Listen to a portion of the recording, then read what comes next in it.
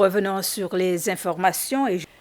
Aujourd'hui, c'est au tour des élèves de l'école primaire d'Anse-Étoile d'être évacués suite à des informations faisant état de fuite de gaz présumée au sein de l'école. 16 élèves et 3 adultes de cette école ont dû être transportés à l'hôpital pour des soins médicaux complémentaires après s'être plaints de douleurs thoraciques. Les parents ont été priés de récupérer d'urgence leur enfant à l'école et des agents de diverses autorités concernées étaient sur place pour fournir de l'aide et une évaluation plus approfondie.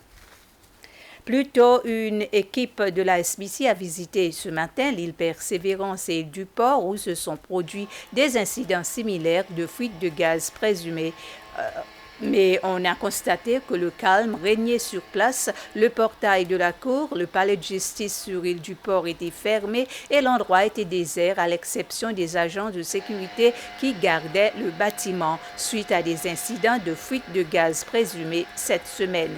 Et après que certains travailleurs se soient plaints hier de problèmes respiratoires et de démangeaisons, l'autorité judiciaire a pris la décision de fermer la cour jusqu'à nouvel ordre. Pendant ce temps, le secrétariat de l'Assemblée nationale reste fermé ainsi que les écoles primaires et secondaires de l'île Persévérance qui sont également fermées jusqu'à lundi prochain. De son côté, la division de gestion des risques de catastrophe dit qu'elle poursuit des études sur ces présumés de fuite de gaz survenus jusqu'à présent afin de mieux connaître la situation.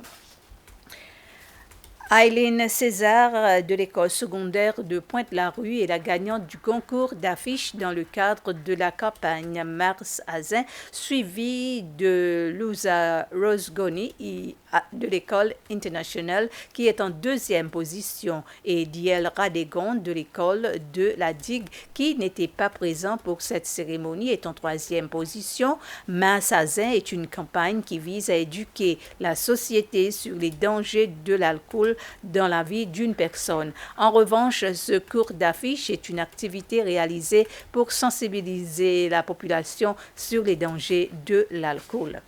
L'importance de la communication, de la lecture et du racontage d'histoires avec les enfants est l'un des thèmes abordés par 15 parents qui travaillent chez Sky Chef.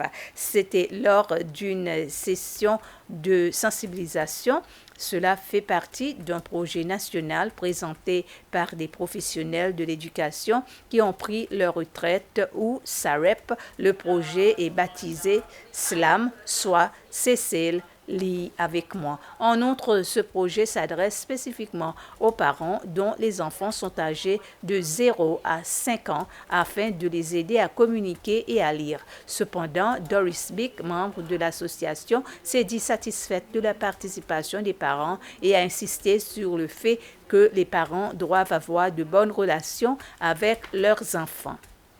Dans une démonstration de solidarité avec les habitants de Cascade, la communauté d'affaires de la Digue a réussi à lever une somme d'un peu plus de 124 000 roupies qui a été versée au fonds de catastrophe du 7 décembre dernier. Pour rappel, M. Sami Radegon, propriétaire du Natural Bar and Café, a été à l'origine d'une initiative et début cette année appelant les entreprises de la Digue à contribuer au fonds. 9 entreprises se sont mobilisées derrière cette initiative avec le soutien du bureau d'administration de la Digue. Selon un communiqué de presse, les fonds récoltés apporteront sans aucun doute une aide indispensable aux victimes de la catastrophe du 7 décembre. Ainsi s'achève ce flash d'information. Merci de votre attention.